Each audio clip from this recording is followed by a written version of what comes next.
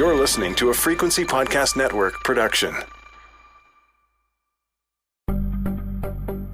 When your local news begins to run stories about ordinary citizens spending thousands of dollars to install commercial anti-theft devices, you know something's changing. Commercial purposes only, okay. And now they put into play for homeowners. To have them installed in driveways in response to a surge in auto thefts. So these can prevent auto theft? Absolutely, 100%. After a decade and a half of slow but steady increases, car thefts in Canada surged past a recent high last year. And investigations in other countries have found that we are now a go-to source for stolen cars that end up across the ocean.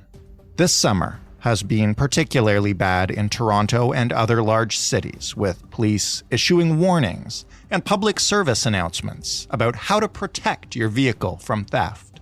And like I said, citizens installing poles in their driveways to protect their cars.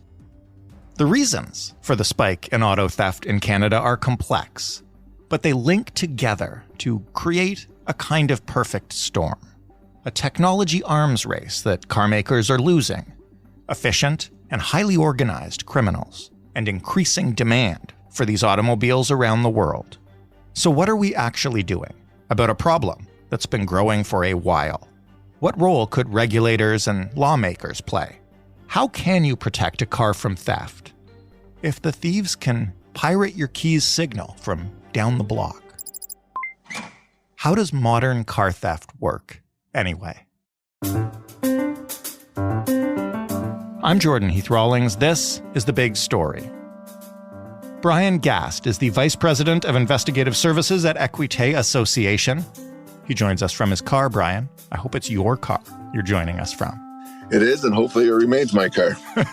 We'll see about that. Okay, this is the reason I'm asking, because this is becoming a huge problem that's now getting international attention. How many cars are stolen per year in Canada? How does that compare with past years? Yeah, very interesting question. If you look at total number of vehicles, so all vehicles, including motorcycles, commercial vehicles, it's 105,000 vehicles, which is interesting when you compare it to previous years.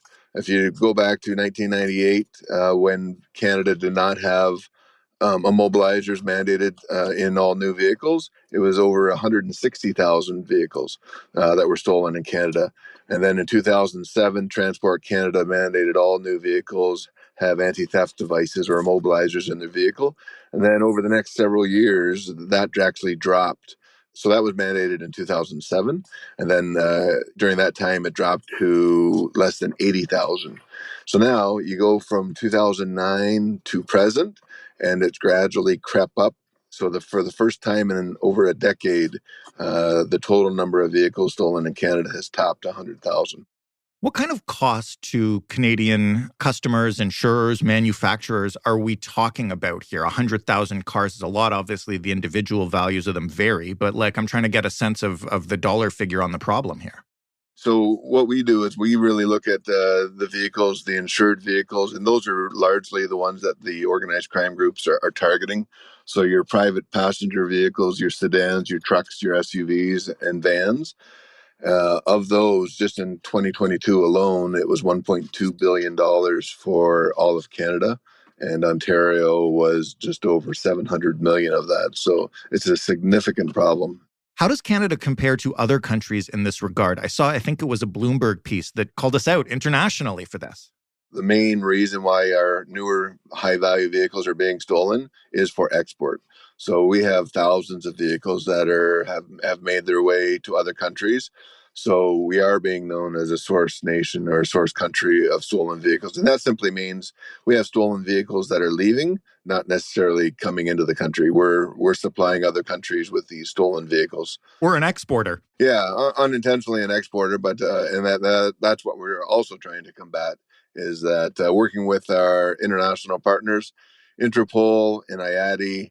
IATI is the International Association of Auto Theft Investigators, and Interpol coordinates a lot of police operations, and then they work with private-public partnerships. So those two organizations, along with our policing partners, are trying to combat the vehicles and do the repatriations of the vehicles that have been made their way overseas.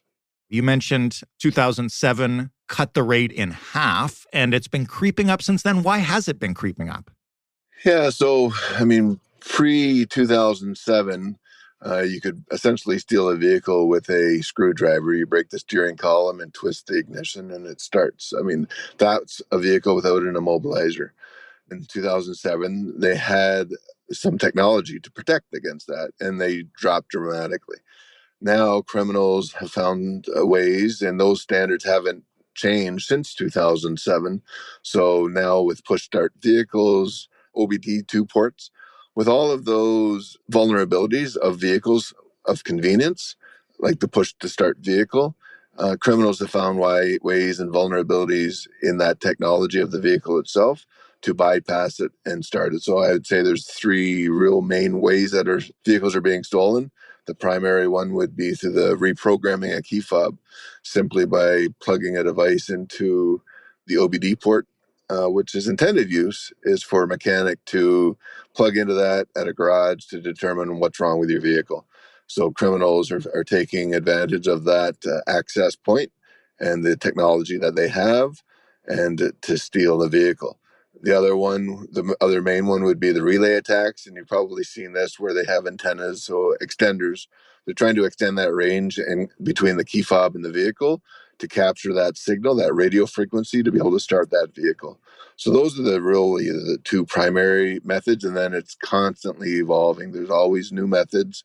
Again, currently the standards are very outdated to the point where the vehicles aren't protected against these types of attacks. It sounds like you're describing kind of a one-sided arms race. Why aren't manufacturers keeping up with the technology on their end? Surely they don't want their cars stolen. Yeah, and we are working with the manufacturers, and we're working with other agencies trying to modernize those standards. When those standards were developed, push to start vehicles, remote entry, all of those OBD2 ports were very much in their infancy.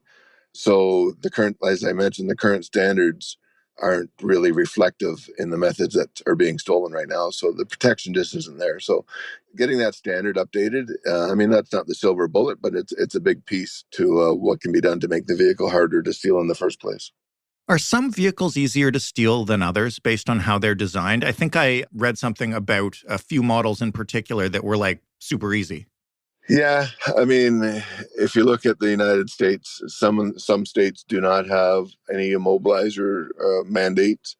So certain vehicles, like the Kia Challenge, you would have seen where a vehicle can be stolen with a USB cord. So that is the value of at least a standard that can't be done here.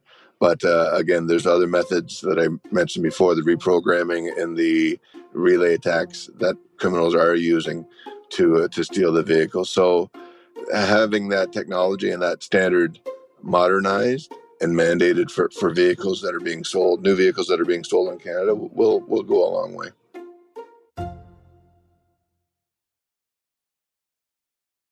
You've explained so far the actual methods of stealing these vehicles, but can you explain the process to me kind of from beginning to end? In a second, we'll talk about who does it, but let's just start with one person is going to steal one car. How do they decide what car to steal and find it, and where does that car end up? Yeah, so I will preface this by saying this is highly organized. It's organized crime groups that are domestic and international with far-reaching cells and networks. So they have a variety of vehicles that are on their target list. So you say, why certain vehicles over another? Really, any push-to-start button vehicle has the same vulnerabilities. Now it comes into what the demand is, and the demand being what's the demand overseas for these vehicles. So once they know, okay, we would like X amount of certain brand of vehicle, they will scout those high-rich target areas, find those vehicles, and then they will use technology to steal those vehicles.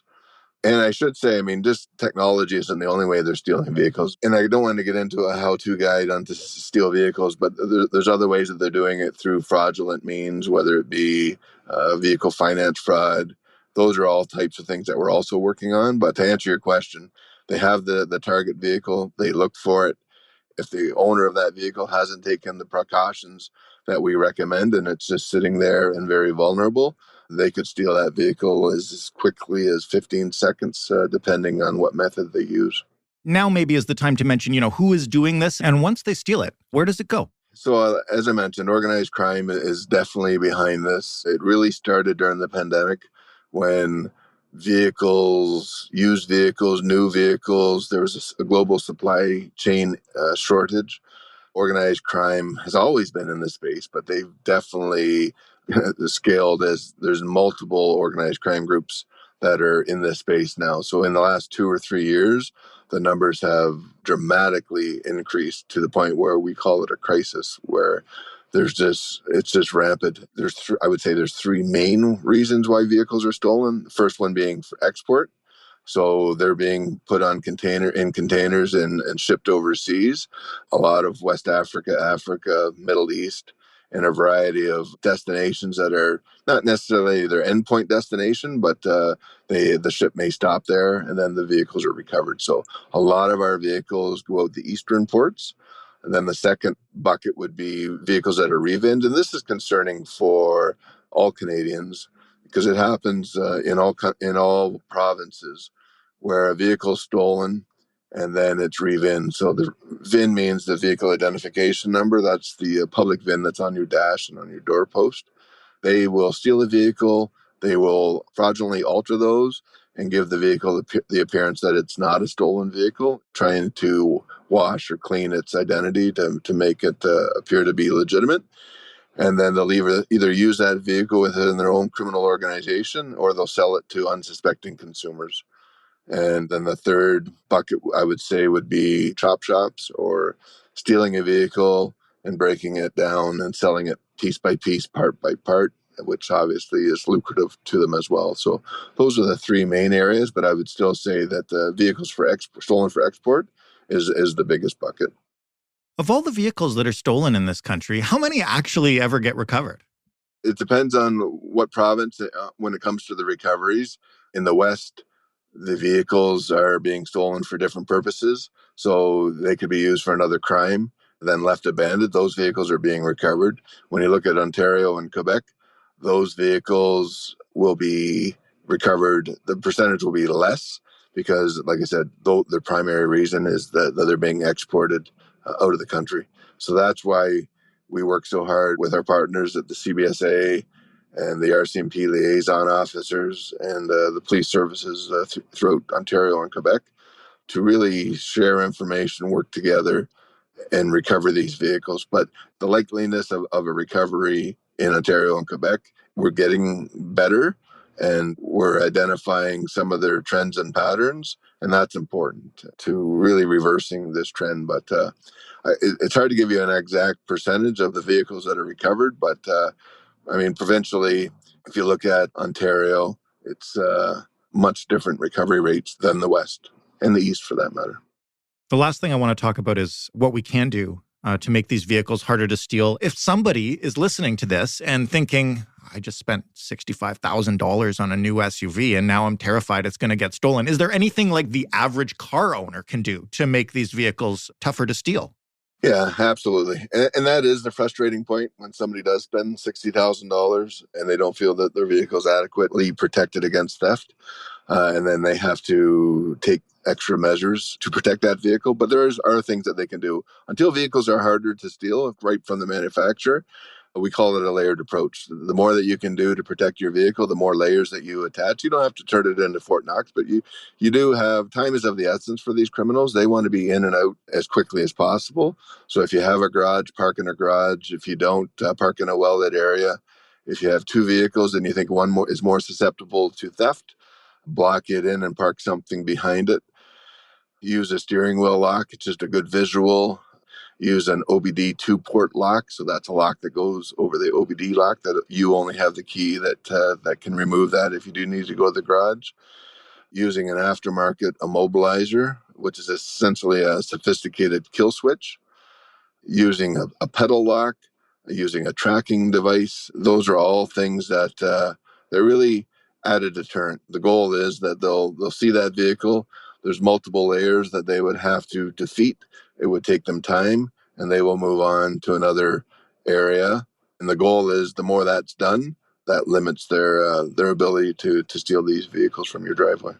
And in terms of getting new regulations in place that will make manufacturers up their game when it comes to making these cars more difficult to steal, how's that fight going? How big is a challenge is it?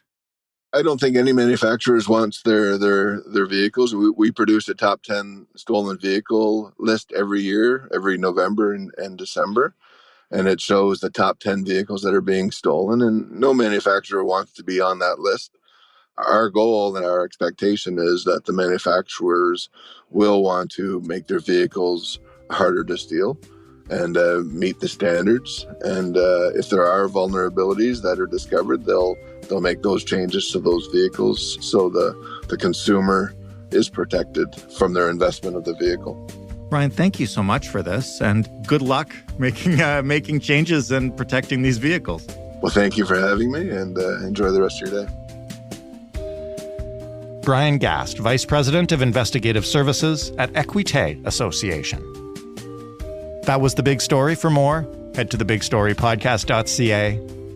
Hit us up with any suggestions or comments or questions you have about an episode or for a future episode by finding us on Twitter at TheBigStoryFPN, by sending us an email, hello@thebigstorypodcast.ca is that address, or just call and leave us a voicemail. That number is 416-935-5935. You can find The Big Story absolutely everywhere you get your podcasts, and you can listen to it on a smart speaker by asking it to play The Big Story Podcast. Thanks for listening. I'm Jordan Heath Rawlings. We'll talk tomorrow.